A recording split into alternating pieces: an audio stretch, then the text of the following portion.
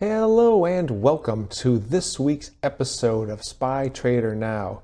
My name is Ken and I am your host, and let's jump right into it. Our portfolio is up year to date 1.6%, whereas the Spy Buy and Hold Investors portfolio is up 7.82%. Our goal here at Spy Trader Now is to beat the returns of the Spy Buy and Hold Investors. So as you can see, the numbers speak for themselves. We are not doing that, and we have a lot of catching up to do, which we plan on doing throughout the year. So please stay tuned, stay subscribed, so that you can see how this portfolio progresses throughout the calendar year and when we can beat the returns of the Spy Buy and Hold Investor, which we absolutely plan on doing. Here at Spy Trader Now, we do a three-position portfolio. We either have shares of the S&P 500, we buy the ETF or electronically traded fund, and the symbol is SPY. That is why our handle is Spy Trader Now. Or we do options, and we do both calls and puts, and we do both buying and selling of options. And we also have a cash position. So it's a three-position portfolio. You can see our allocations where we are year to date. We start the year off with $100,000, and we see how well our portfolio can grow throughout the year. So that is where we stand right now. Here at Spy Trader Now, we do not buy and hold the S&P 500. We buy, sell, and trade the S&P 500. And here is a chart, a one-year chart of the S&P 500. We're going to go through the charts in much greater detail later on in the presentation.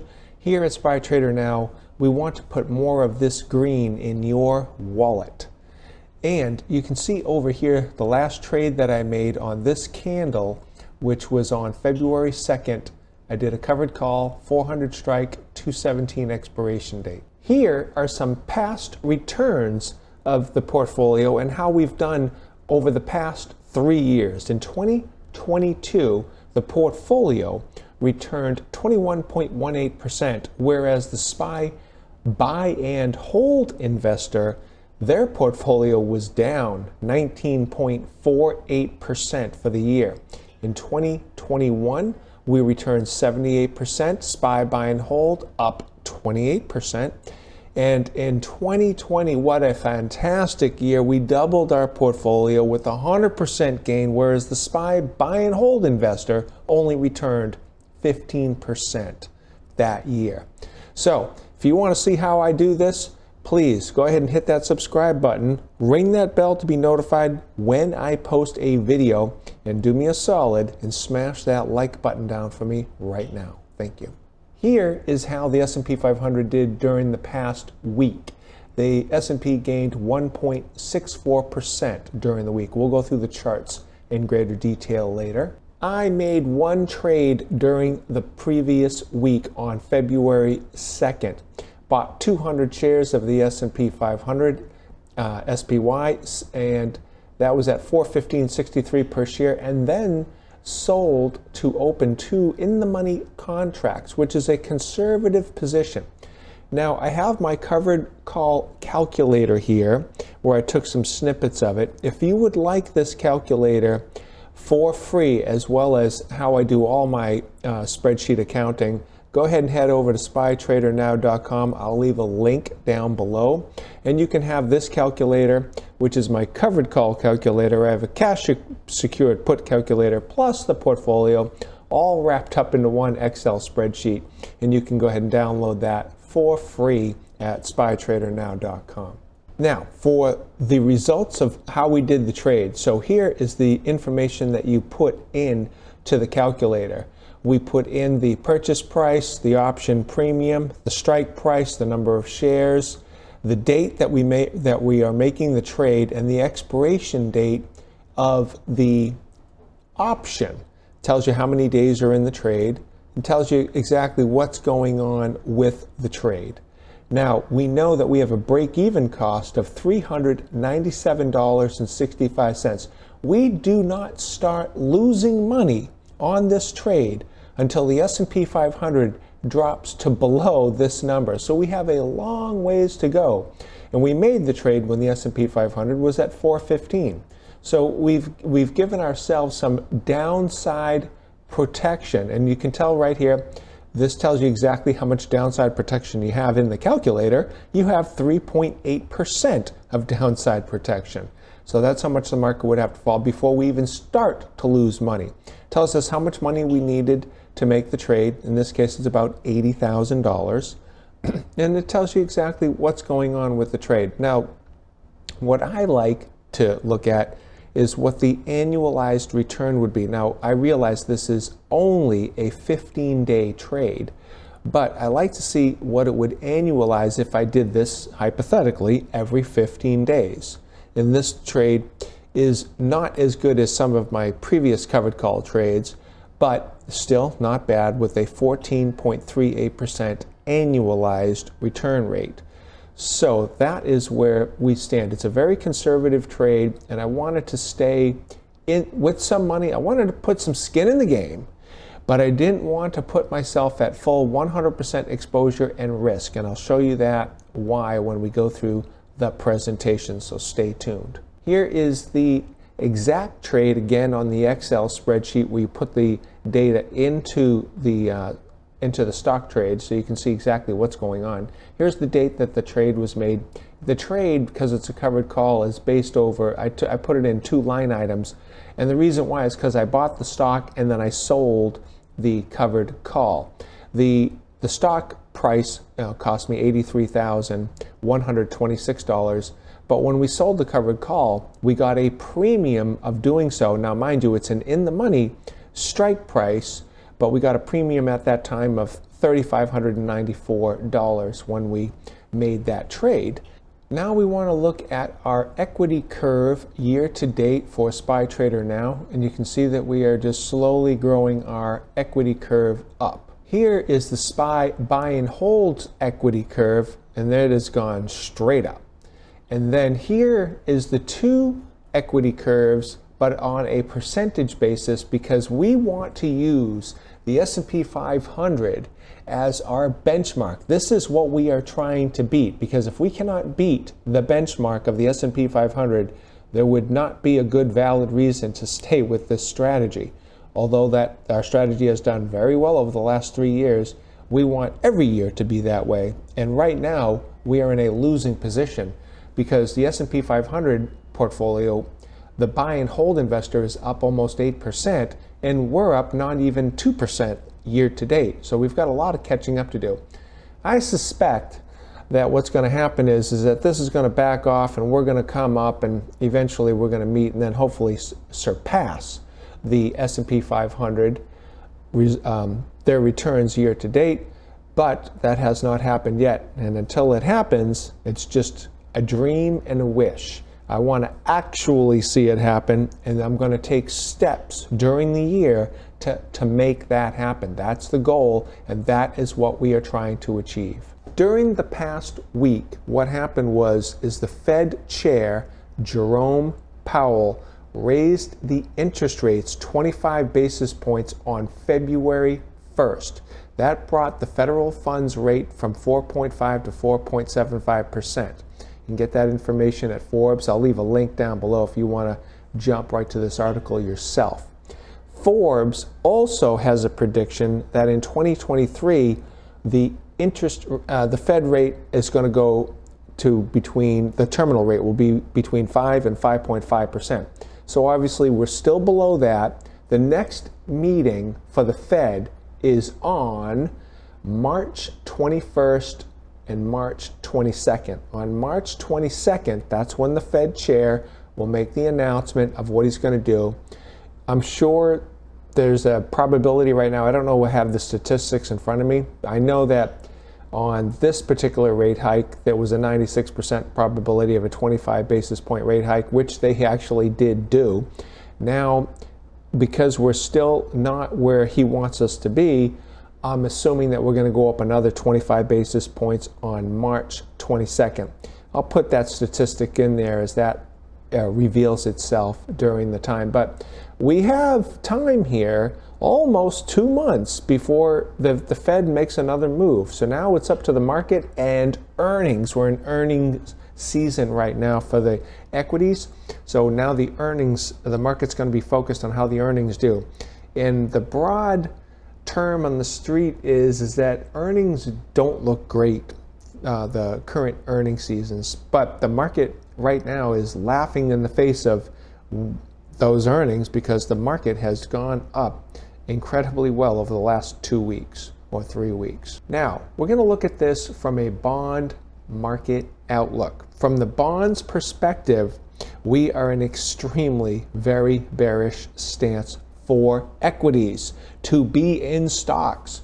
The bond market is telling you to get out of stocks 100% because we have an extremely rare inverted yield curve.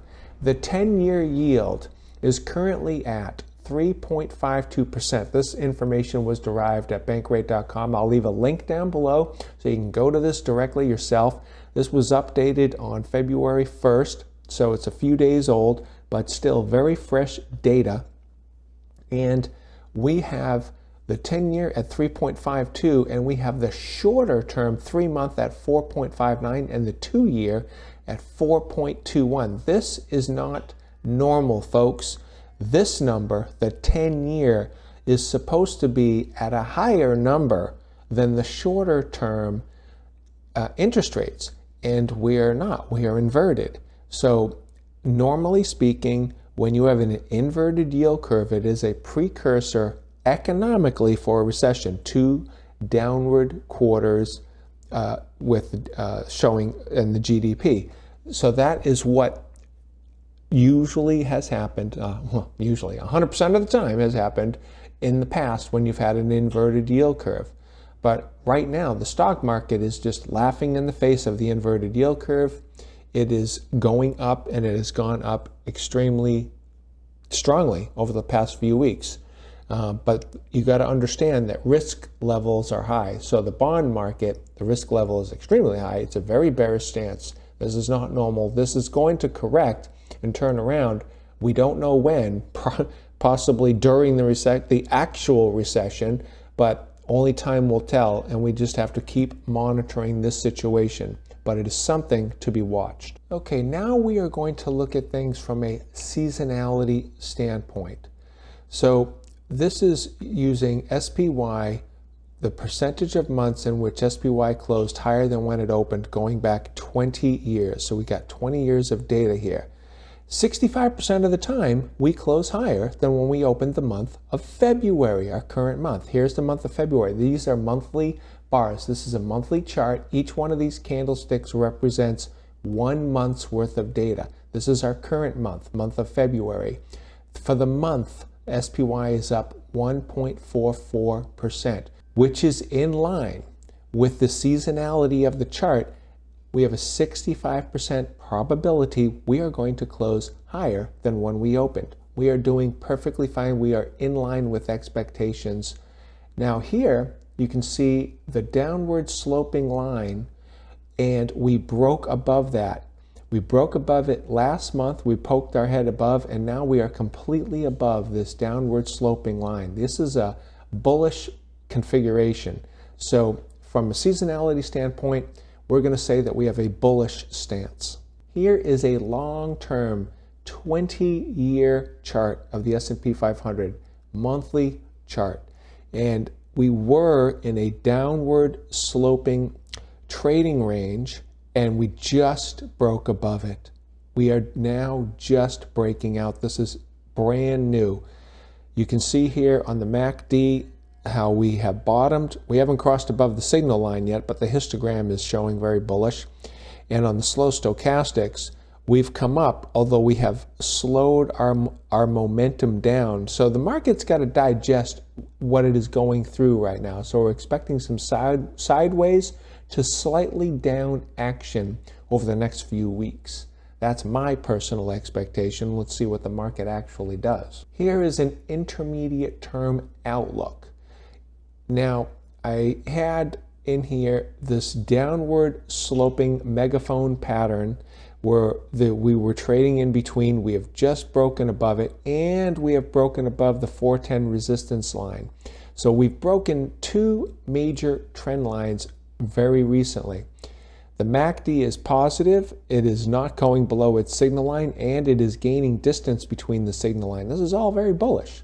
So from an intermediate term outlook, we have a bullish stance. Now, I put in here that there was a downside projected target of this range. We did hit it a couple of times, and I'll be honest with you, I was even expecting a retest for it to come back down.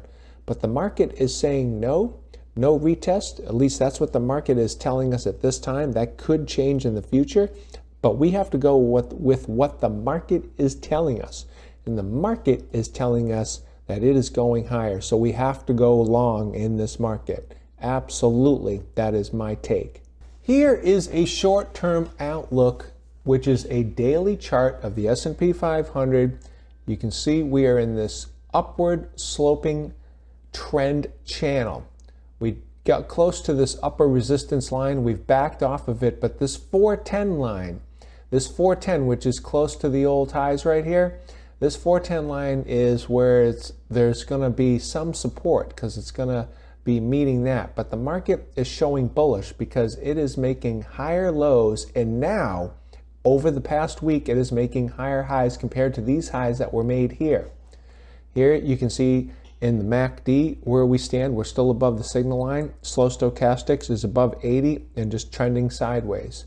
These are all bullish stuff as long as we can stay above this 400 line here, which I'm putting down here as a good support line. It'll be the 410 is going to be some support, but it's not going to be the end of the world for us to come down, tag the 400 and go back up. Actually, that would be an extremely bullish condition if that were to happen. We are invested for the next 2 weeks. Now, you do know that I made a covered call trade on this candlestick right here. My covered call trade has a strike price of 400, and we have an expiration of 217. That's this line right here.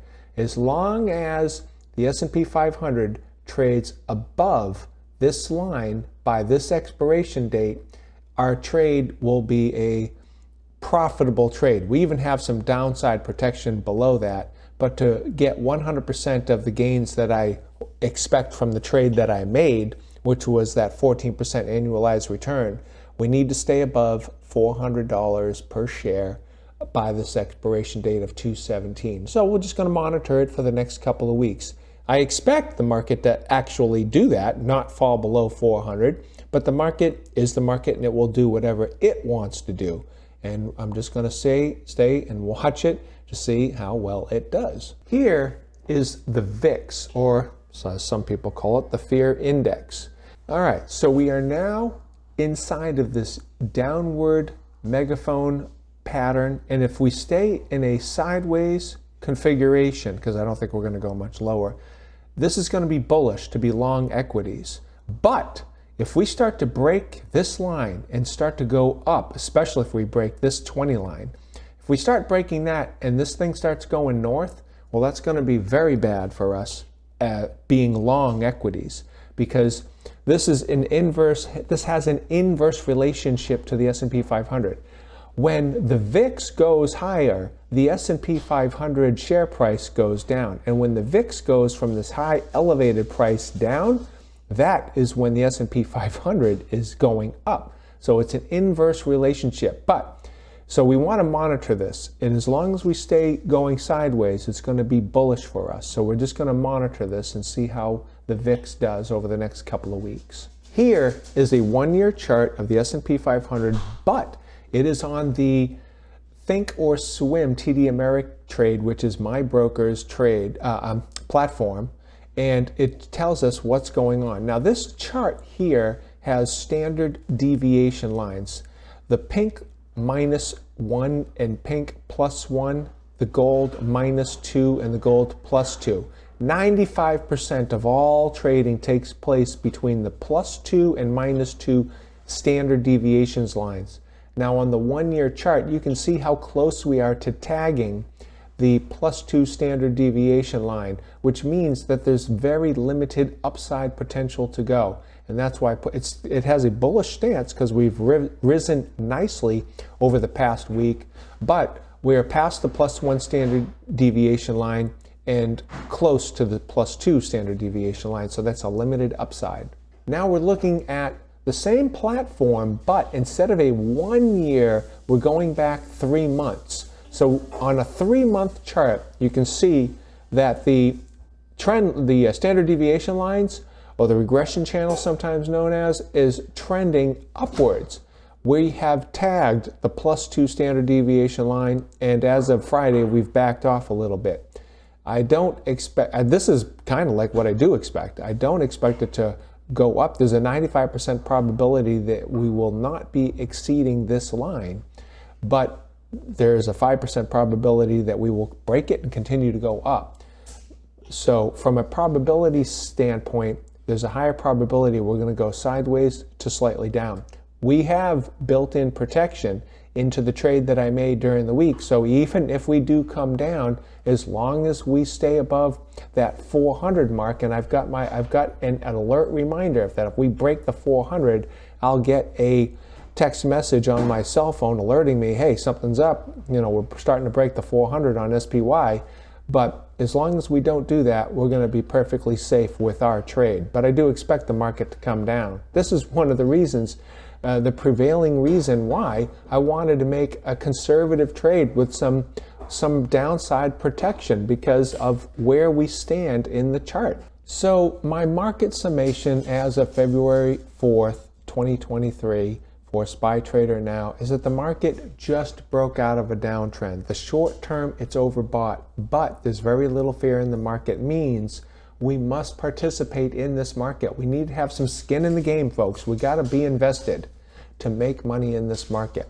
So that is why we entered a very conservative, in the money covered call on February 2nd with a February 17th expiration date. And we're going to sit in that position, and we're going to watch the market, and we will reevaluate next week where we stand in our positions. That is going to conclude this week's episode of SPY Trader Now, of our market recap and where we stand.